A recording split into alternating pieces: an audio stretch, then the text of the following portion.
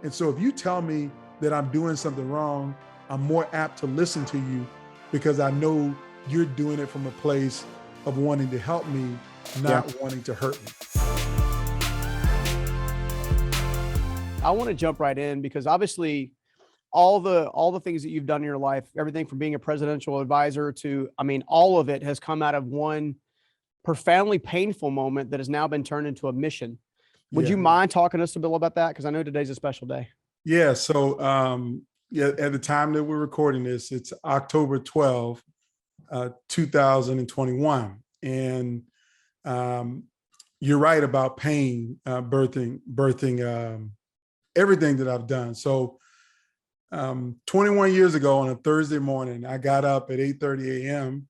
and I was on my way. I was in graduate school. I was on my way to class. And like every morning, I turned on the television to watch the Today Show. And I remember Katie Couric saying that there was an explosion aboard a United States ship in the Middle East. And I thought to myself, there's no possible way that was my brother's ship. So my brother, Sharon, my younger brother, joined the United States Navy in January 2000. And he was a sailor aboard the USS Cole. And when Katie Couric said that, I was like, nah, it could not be him. Mm-hmm. And I would later learn that afternoon that my brother Sharon was one of 17 U.S. sailors killed in the terrorist attack aboard the USS Cole. It was 2 Al-Qaeda suicide bombers who lined a small skiff with 1,000 pounds of C4 explosive and pretended to be a trash ship and pulled alongside the Cole and blew themselves up, blowing a 40 by 40 foot hole in the side of the ship, killing 17 and injuring 39. And that day was the most devastating day of my adult life, any point in my life at that point, because my brother Stephen, we were really close. I was 5 years older than him. I was his big brother. If anybody got siblings, you know what I'm about to say. The first time you know you're a leader is when your parents tell you to look out for your little brother, your little sister. You got to make sure they don't get in trouble, make sure they don't get hurt, make sure they get their homework done, clean up after them. And that was the responsibility I took. And Sharon was like my first leadership project. Yeah. And so it did me such great honor and pride as his big brother when he joined the United States Navy to follow in our father's footsteps. And, my grandfather and great grandfather, all of them served in the military. So when Sharon did it, it was a lot of pride, but to know that after 10 months of service, he was killed in a terrorist attack during peacetime. I like to tell people this happened before 9/11. So before most of you had any idea who Osama bin Laden was or what devastation he would bring to the shores of the United States of America, I knew that pain almost a full year before 9/11. And so it was the only difference between 9/11 and the USS Cole was 1 year, 1 month, and 1 day. We were 10, 12, 2000, and everybody else was 9/11, 2001. And so I was, devastated. And the thing that I'll close with, and, just about this main point is that none of us can control what happens to us. There was nothing that I could do about my brother being on a ship on the other side of the planet, being killed by 2 suicide bombers. Yeah. But I didn't understand why, because, we were at peace, bro. When I say peacetime, there was no war. There was no desert storm or anything. It was peacetime. The only bad thing about the year 2000 was Puff Daddy put out the worst album I've ever heard in my entire life. But that's my, my hip hop humor in there. But other than that, it was life was good. Like, my grandfather was in World War II. My great grandfather was in World War I. My dad was in Desert Storm in Vietnam. My uncle was in Desert Storm in Vietnam. My other uncle was in Korea. They all were in combat and came home. But during peacetime, my brother dies. And so it just left me with this feeling like this is not supposed to happen. Who allowed this to happen? Like, I could see if he was in combat, it could happen, but we were at peace. And I wanted to blame somebody because somebody did something or didn't do something that allowed this to happen. And so I got on this quest to like ask the leaders, the Secretary of the Navy, the captain of his ship, like anybody who's in charge, how did you allow our ship to be so vulnerable to be attacked by two Al-Qaeda? So you got a $250 billion Navy destroyer. Yeah. And it gets blown up by two dudes in a small boat. Mm-hmm. So it left me empty, man. It was just empty and angry. And, you know, I needed to do something. I wanted to do something about it, but I didn't know what. Yeah, fortunately for you and I have become friends over the last little bit, and was able to spend some time with you and actually hear this huge part of the story over dinner. And I'm always trying to tell people, our good friend Rory, he says it differently. I have my way of saying it, but it's the same truth. The greatest purpose in life is serving the person you used to be is my way, and he has his way of saying it. And he and I can fight all day long about who said it first, right? Yeah. But I've always told people that there are two other ultimate purposes in life. One is serving the person you once lost, and one is serving the person you now love. Yeah. Right. Yeah. And it's interesting to me because this calling, this journey that ultimately became the flagship of your career that's led you to where you're at today really started in that moment. And what I want to do, as painful as the experience was, I'd like to go ahead and just elaborate just a little further about basically the tension that was created to create change in the first place. Because you didn't get the response that I felt like you and your family, from my perspective now, I'm gonna be critical, deserved. Correct. And as a result, I'd like for you to articulate that, because one of the things I want the audience hopefully to hear is that even when things don't go your way or go your direction, it can be used for something beautiful. Would you mind elaborating just a little further? Yeah. So great.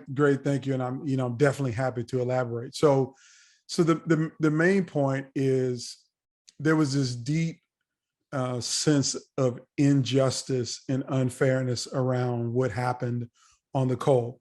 And what do I mean deep sense of injustice? Number one, a U.S. Navy ship was attacked by a foreign entity, and the United States of America never responded. Now, when I mean never responded, we got attacked on 9/11 and we unleashed all holy hell on Afghanistan and everybody else and people who didn't even have anything to do with 9/11. We unleashed holy hell. Yeah. But after October 12, 2000, there was no military response. Not at all. None.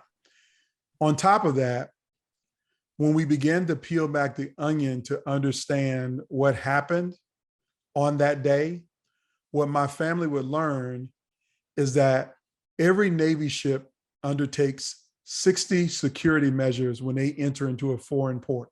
There's 60 things you got to do to protect the ship, all of the sailors, and to keep yourself in a strong defense position. 60 different security measures. Yeah. Well, on that day, 31 of those measures were not even taken. The captain didn't take those measures. He didn't get advised to take those measures. He kind of was half cocked, if you will. People use that term all the time. Yeah. And so it left me feeling like you didn't do your job, that your job was to protect that ship, to protect us against enemies, foreign and domestic, and you dropped the ball. You didn't do your job. Yeah. And then I would learn that there were other people who didn't do their job, who didn't communicate information to the captain that he needed to protect the ship. So I started to move up the chain of command and see all of these people who failed in their leadership. And none of them were willing to acknowledge the mistakes that they made, the things that they did wrong that left the Cole vulnerable. And I couldn't even get them to admit the truth and much less say, I'm sorry. And they surely didn't take any action to respond.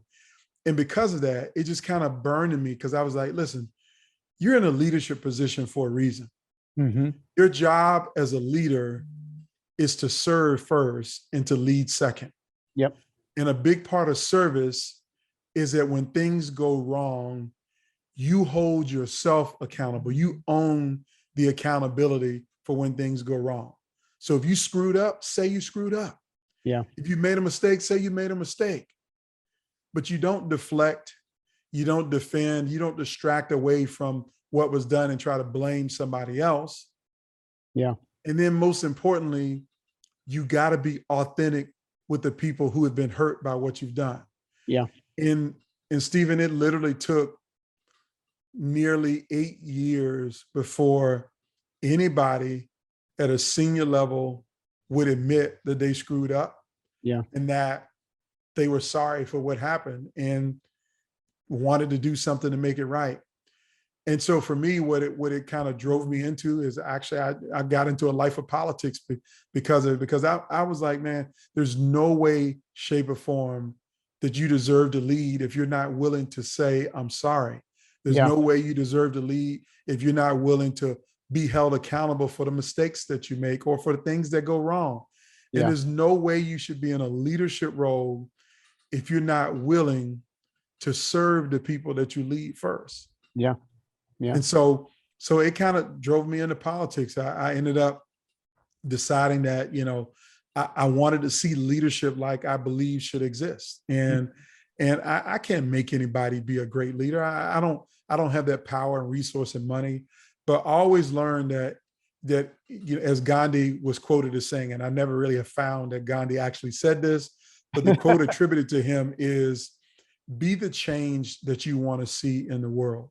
Mm-hmm. And so for me, I wanted to see more leaders who live the following values: the value of service, mm-hmm. the value of empowerment, the value of building a legacy that matters long after you, and most importantly, the value of justice. Yeah. And I phrase justice is just make it right. Yeah. The world is unfair. Things happen, things go wrong. It's never going to be fair. And losing my brother was not at all fair. But just because the world is unfair doesn't mean you can't do something to try to make it right or make it more right. Yeah. Every day we get a new opportunity to try to make it right and make it better for people. Yeah. And that's what I ended up, chasing a career in politics and looking for other leaders in public service who would do those kinds of things. Yeah, I mean, and led you to basically the cream of the crop. I mean, you've served our nation yourself. You then were an advisor to President Obama. Yes. For a while. And then now, I'll speak from personal experience, right? So I had the pleasure for the audience of letting you guys know that Anton came to a conference here and did a conference with myself, and I intentionally pulled my team into the seats because even now. It's hard for me to fight the various levels of injustice that we put upon ourselves as an economy and as a world. And, and it was just to hear someone articulate. And the number one thing that I think everybody was talking, and they've been saying it around the building since your talk, man, they said, hey guys, I don't care what happened. Just make it right. Yes. Just make it right. Yes. How did you find that, that obviously you take the injustice that happened to your family. And again, I want to honor your brother today on this day, especially, and honor your family. I send everybody love. But I also want to take the time to say that, that injustice was the catalyst to something amazing. Yeah. And now you're a champion for injustice in a variety of different forms. Yeah. So I shared with you off air. Actually, I shared with you after you shared something nice about me. You saw me interacting with my team. And I was like, well, thank you. But I'm really not a great leader. I really did this bad. Yeah. So as someone who is not always led with authenticity, as someone who has cast blame but took credit, as someone who has not necessarily been the leader that my people needed, how have you been able to take that mentality of injustice and then mold it into a workplace environment in such a way that allows, honestly, organizations like mine to thrive? Yes. When so many organizations are held back by their leader because their leader's blinded? Because I've been that guy. Yeah. Right. I've been that guy. How have you been able to do that? Yeah. So, that's a great segue because, I try to, so I'll first say this: injustice exists everywhere. So it doesn't have to be in a terrorist attack. I mean, you think about the daily things that we all do and go through. We all experience some level of injustice. So I'll give you one quick example. Say you and your wife decide to go out to dinner to your favorite restaurant in town. You have a 7 p.m. reservation, and you show up at 6:45 and you tell them you have a 7 p.m. reservation, and they say, sure, we'll be with you shortly, and you're waiting for your table. 7 o'clock comes, 7:15, 7:30, 7:45, and it's 7:55. You're still waiting for a table. And then you see a couple walk in at 8 o'clock, and they walk to the maitre d' and says, we have an 8 p.m. reservation. And the hostess says, right this way. And they take them to their table and sit them down. Yeah. You've been waiting for an hour. You're going to feel pretty upset that you waited for a table and people came in after you and they got seated before you did. That's an injustice. You know, that feels completely unfair, right? So you are going to expect that that manager, someone at that restaurant, is going to do something to make up for it, to make it right, you know? Yeah, make it right, yeah. You know, you don't know who made it wrong, or whether they forgot you over there in the corner, or they got the schedule mixed up, or they wrote the numbers down wrong, or the tables down wrong. You don't know what they did, but you just want them to fix it. Yeah. And so every day in the workplace, employees experience things that go wrong that feel completely unfair. People get passed over for a promotion, or they get ringed out in a meeting for something they didn't do, or their team got downsized while another department that's less productive than them got to continue to keep working. Or maybe they all got dock pay because they didn't finish a job on time. I mean, all kinds of things can feel completely unfair. And there are leaders who perpetuate that. There are leaders who watch it go on and don't do anything about it. And then there are leaders who really know it's wrong and screwed up, but they sit on their hands and they don't take any kind of action. And so we've all been there. But here's what I've stumbled upon, that if you're an employee at any level in any organization, here's what you want from your leader. This is what everybody wants every day when they get up out of bed. And it's the answer to 3 questions. And these are the same 3 questions that every person can answer or get asked, and they want an answer for. Matter of fact, if you think about it, they're tattooed on your forehead, but you can't see the tattoo, but they're there. And here are the 3 questions. Question number 1 is, do you care about me? Question number 2 is, will you help me? And question number 3 is, can I trust you? And so the point is, if you want to rid the unfairness and injustice in your workplace, you got to learn how to answer those 3 questions every day, not in your words, but in your actions. Yeah. What are you going to do to show people that you care about them? And if you show them that you don't care about them, what are you going to do to make that right? Yeah. Question number 2, what are you going to do to help your people? And if you ever stop helping them to be successful, what are you going to do to make that right? Yeah. And then question number 3, what are you doing to show them that you're trustworthy? And if you ever break that trust, which we all know is very fragile, it's hard to build, and it's easy to break trust. If you break trust with people, what are you going to do to make that right? Yeah. And that's what I've boiled this down to, is that I teach people a framework on how to make it right. And I'm going to just go ahead and give your listeners this. Please. I have a free video course that I put together to help leaders in organizations fix their culture when things go wrong, when they want to make things right and they don't know how, and they want to build a world-class culture. It's 4 simple steps, and you can do it. And you can go to antongunn.com/free course, antongunn.com/free course, sign up, and you get immediate access to my 4-part video series that's going to teach you more about those 3 questions, how to make things right, how to care about the people that you lead, help them to be successful, and change your culture on your team and your organization. Man, I love it. I love it. You know, it's the reality is that, you know, when I went through that season, you know, because a couple different things that I used to kind of make it right. All right. So this is after realizing that I'd been a doofus with a title, right? I was just somebody's boss. I wasn't a leader. I wasn't even trying to be, right? I went to an event. I get to the event. I spend the first day getting my teeth kicked in by really solid leaders that I'd never seen before. Like I had never had anybody other than Steve Myrick, my first mentor, like give me any insight in what great leadership looks like. Right. And, you know, it's like, if this is, it was like rattling off all these different terms, and then where the audience is like saying, this is what a leader is. Right. Right. He goes, if you're not this, it ought to be you. Like, and guess what? You're the problem. You're also the solution, right? Yes. And I was like, woo, I don't want to suck. Yes. Right. So I get back from that event.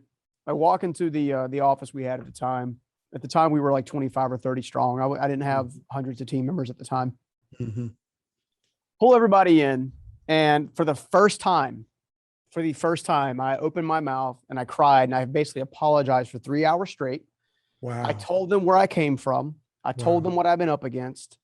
None of them had any idea that I'd been homeless or a high school dropout, none of that stuff. They had no idea. They just thought I was an ill-tempered little guy who was just constantly trying to push the ball forward. Right. Mm-hmm. Meanwhile, I've got people with MBAs and CPAs and ABCs and XYZs and all these different things, reporting, quote unquote, reporting to me. So anytime they'd have an idea, I would shoot it down. Well, it's not my idea. Do what I said, kind of thing. And one of the reason I bring that up as a thing is not only was it just a time to make it right, but I think a lot of bad leadership happens by accident. Yes. Right. Bad leaders oftentimes have not been taught by great leaders. There are the rare occasion where you're just a doofus and you need to probably go to a special class. Right. But talk a little bit to me about how do you awaken? Maybe if I'm a team member working for a leader right now, right? So my leader's a doofus. He doesn't know he's a doofus, or she doesn't know she's a doofus. What can I do to hopefully open them up so they can learn to be a better leader and then improve my workplace by injustice, if you will? Yeah. So that's a great question. So the main point, I'm going to start back to where you said at the beginning, is that we learn a lot of bad leadership behaviors from people that we've been around before. I mean, some people, your first job, that first role model you have in the workplace, whatever their behaviors are, usually are the things you end up duplicating into the work world. And you think that's the right way to lead. I mean, there's some leaders who love to create tension in the work environment. They pit people against each other because they think that's a competitive edge if my team is antagonistic towards each other, which is not even completely true at all, right? Yeah. So they get these bad behaviors. And so if you work for a leader who is operationalizing some bad behaviors, I'm going to take you back to that third question that I talked about, is trust. Can I trust you? Yeah. So one of the things I know about every leader at every role is that they know that they're in that position and they're dependent upon the people who report up to them, who they depend on to get the job done. And so what I tell people who work for bad leaders is, are you showing yourself to be a trusted team member and ally? Do you have their back? Can you help them to be successful?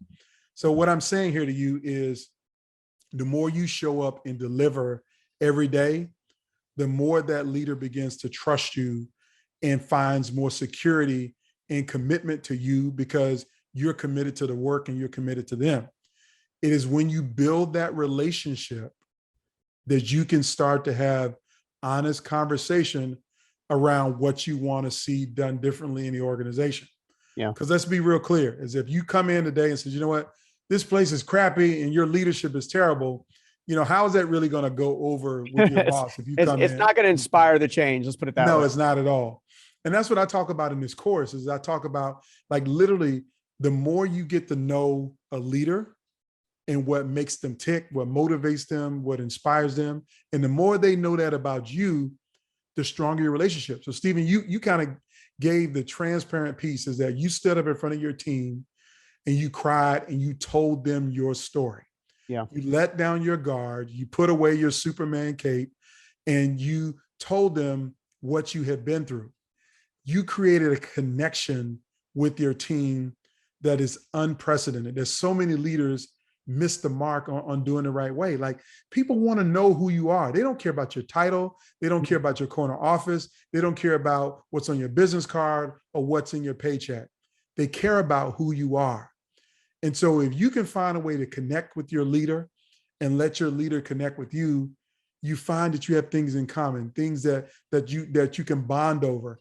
And it's in that bonding that you build a kind of trusting relationship that you can tell people when their stuff stinks and they don't get offended and fire you for it. But they understand that you have my back. You already showed me that you have my back and that you've been working hard. And so if you tell me that I'm doing something wrong, I'm more apt to listen to you because I know you're doing it from a place of wanting to help me, not wanting to hurt me. Yeah. Well, I know some of the other things that I've heard that it's blended in there that helped me was specifically having that same input. So having someone who was, number one, they were going to be a great leader anyway, meaning they weren't dependent on whether or not I was leading well to follow me for them to do their part. In other words, they took like personal accountability and said, Yes. I'm going to do it this way, right? Yes. The second thing that they did is they worked really hard to build a relationship, and it took a little while to get my walls down because, I mean, the reality is I've been through quite a bit in my lifetime, right? So my walls were thick and they were high. And the third thing that they did that I think is important is they never dressed me down or disrespected me in public. They always pulled me to the side over a lunch, a coffee, and said, "Hey, I don't know if you realize this or not. Yeah. But what you just said to the team offended a few folks." I'm like, "Well, what for?" Well, because this is what you said. Well, that's not what I meant. I'm like, yeah, but people judge you by your actions, not your intentions. So, you know what? You're right. Next meeting comes around. Guys, last week I said blankety blank. Totally screwed the pooch on that one. It was a total accident. I was trying to articulate blank. Yep. And a lot of times I find that goes a long way, but I think it goes back to your piece of make it right. But so much of make it right is personal accountability and relationship, right? Yeah, for sure. 100% personal accountability, 100% relationship. And you raised something that really, when we get into this whole space of diversity and inclusion, people talk a lot about, diversity in the workplace. And I spent a fair amount of time helping organizations build those diverse, high-performing teams and learning how to work together in, cross-cultural communication, if you will. And one of the things that you raised is that person pulled you to the side and had a conversation with you one-on-one. I call that calling in and not calling out. So we see a lot of this today, that people love to get called out on social media or in Twitter or other places. I'm going to call you out because you said something offensive. You said something, racist or sexist or bigoted or homophobic, or, you pick the definition of it. People love to call people out for what they've done. But you know what that does? That puts people in defense mode. It gets their, fists up, and they're ready to fight it out because you're attacking their entire person and their entire existence. And no matter who we are, we don't want our existence to be attacked. I mean, we're human beings as well. We have a life experience. But if you call somebody in, which is, hey, let's get a cup of coffee.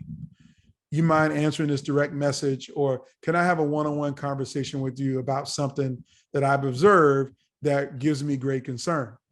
Yeah. And then you have that conversation one-on-one and you tell them how you feel and what they did and how it impacted you. And then say, you may want to consider changing the approach or taking that back or even apologizing for it. It goes over a whole lot better when you call people in rather than calling them out. And that's a skill that a lot of people don't have nowadays. And that's the reason why we see organizations falling apart from the inside out, is because they have this culture of attacking people. And so whether it's over email or whether it's over the group chat or in the Slack channel, people will feel free to express themselves. And that's social media kind of giving people what I call this thumb thug mentality, is that people love to a thumb thug on social media. But we got to get back to the place of, can I have a conversation with you? Can we pick up the phone and talk about it? Because once you put it out there online, it's hard to take it back. But it's so much easier to have a contextual conversation over the phone. One of the things that I discovered as part of that is, when I was in my worst leadership style, I was constantly making statements, constantly telling, constantly talking at, right? And then I had this interesting epiphany as part of my transformation from, kind of my poor leadership to where I'm at today. And that is the consistent need to ask questions. Yes. Right. And can you help me understand? Have you considered? Let's explore that together. What if we took some time and tried to discover some different alternatives? The power of a sincere "I'm sorry." Yes. Like those types of things, I think, go very underutilized. And, you brought up the world environment for diversity and inclusion and talking and communication. I mean, at the end of the day, do you feel like one of the reasons that's such a hard conversation in today's environment is because people aren't asking questions? They're just telling people how it quote should be from their perspective, not Yes. having any background on how, person A, B, or C got to where they're at? Yes, that's exactly the problem. And I'll give you a personal anecdote that a lot of people don't know. So before I went to go work for President Obama, I actually was an elected official myself. I was a member of the South Carolina House of Representatives. I got elected in November of 2008. And the district that I got elected in had never elected an African-American in its history at all. Wow. And I was the first Democrat in 25 years. So the district was heavily Republican. It was, Republicans were everywhere, and it was majority white. So I was a minority in my own district. And so for some people, I was an anomaly. How can an African-American Democrat get elected to a majority white and Republican district? Mm-hmm. And it was because I learned how to ask questions. Mm. And I learned how to talk to people and find out what's important to them.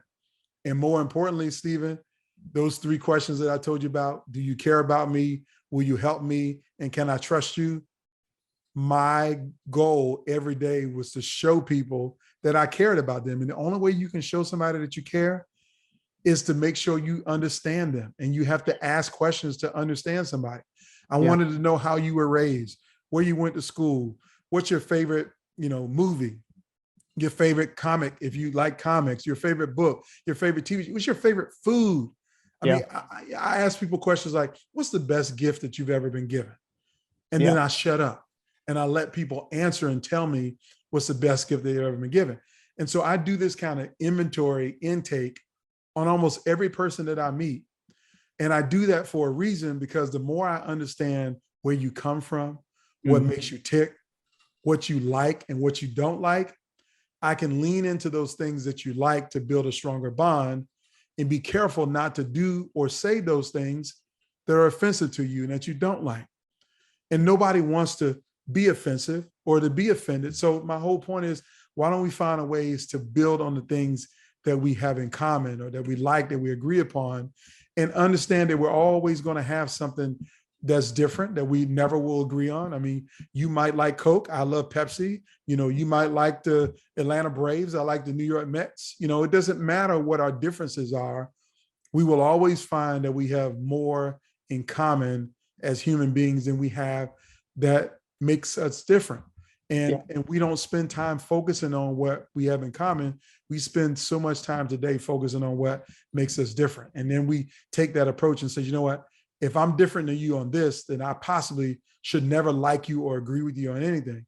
And some of my best friends that I've spent the most time with, that I talk to on social media, that we ask each other deeper questions, are people who are very different than I am. Very, very different. And they feel safe. Yes. Right.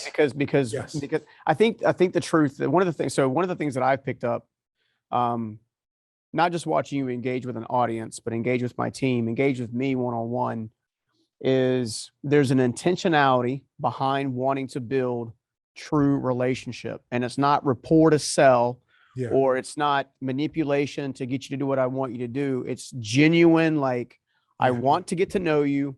Yes, we may have some things that maybe we don't agree on, which is fine.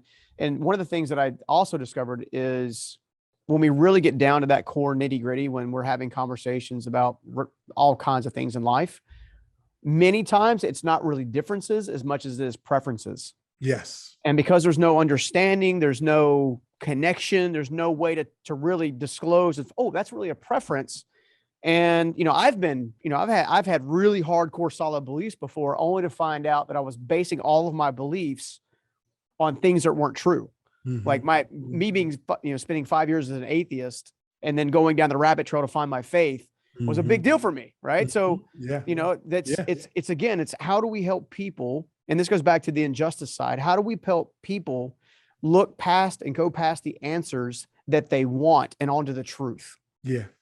Yeah. A big part of that, it involves, self-discovery. A lot of times, it's hard to know somebody else when you really don't know yourself, and some of us have to go on this self-discovery journey of knowing, learning who we are, but more importantly, that we should always be in continued pursuit of greater understanding about ourselves and about the world that we're in. I read a lot, Stephen, and I'm reading 50 Cent's new book right now. Yeah. It's called Hustle Harder, Hustle Smarter. Now, a lot of people won't find inspiration in 50 Cent, but I will tell you, this is one of the best books that I've read recently. And there's a part of the book where he talks about you have to evolve or die. Yeah. And his whole point is that you're either growing or you're dying. Yep. And I think the main point around understanding difference is your growth in understanding the people in the world in which we live.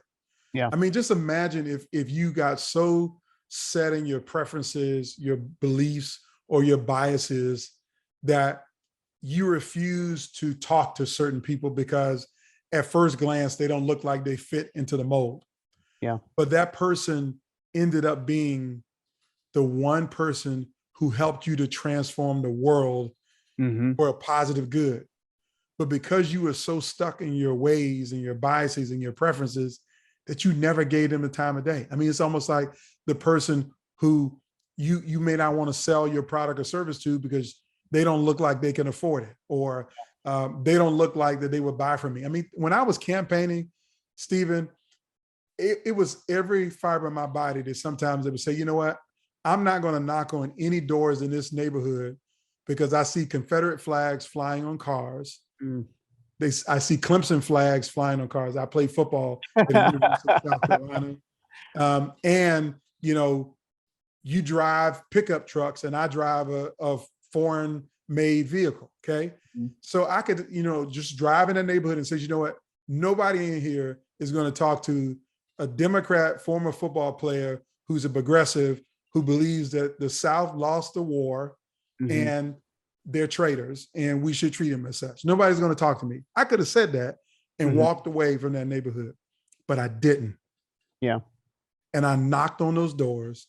People opened the door and they looked at me crazy. I didn't run. I didn't walk away or didn't believe anything about them. I asked a question. I said, do you know who your representative is?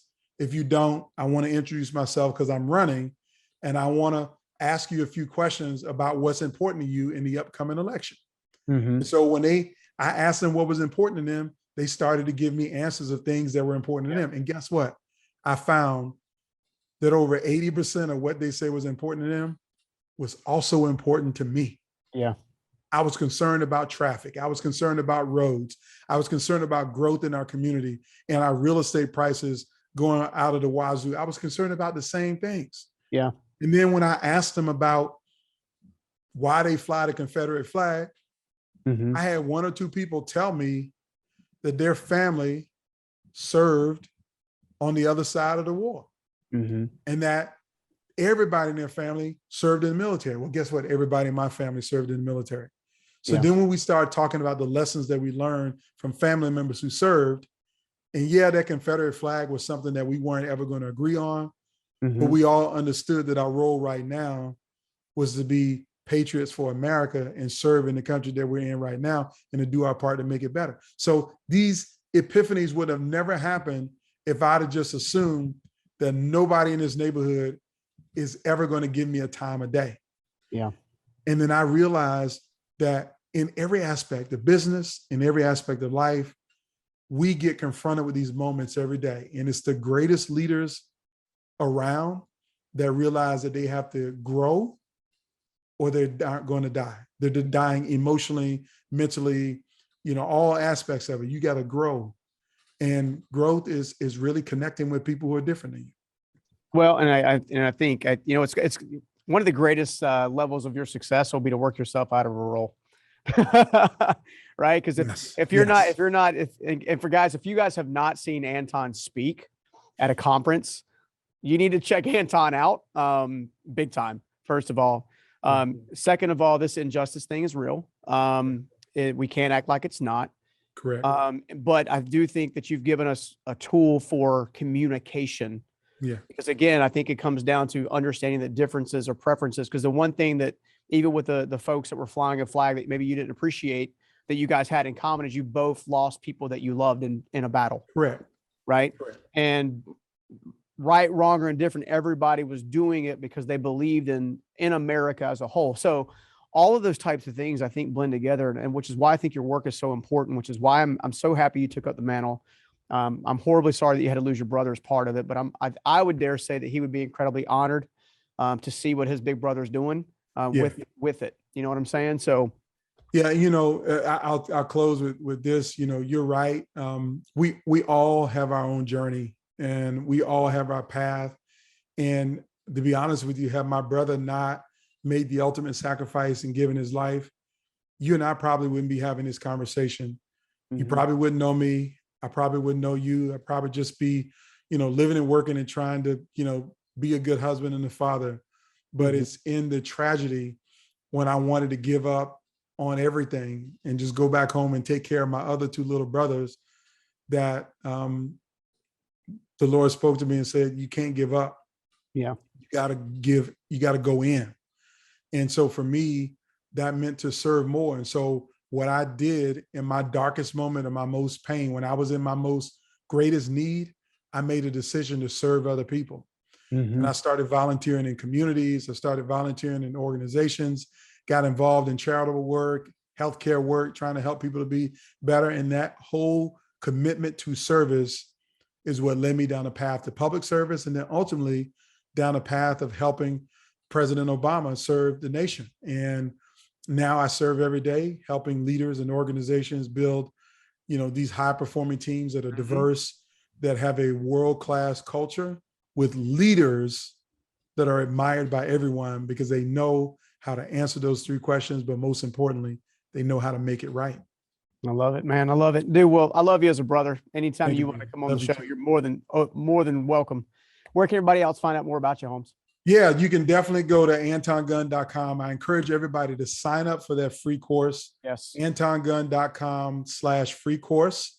You can find me on all social channels, Twitter, Facebook, Instagram, but LinkedIn is really where I want to connect with folks because I can help you a lot more there on that platform. So just go to antongunn.com/free course, and that'll get you into my orbit, and I'd be happy to help you going forward.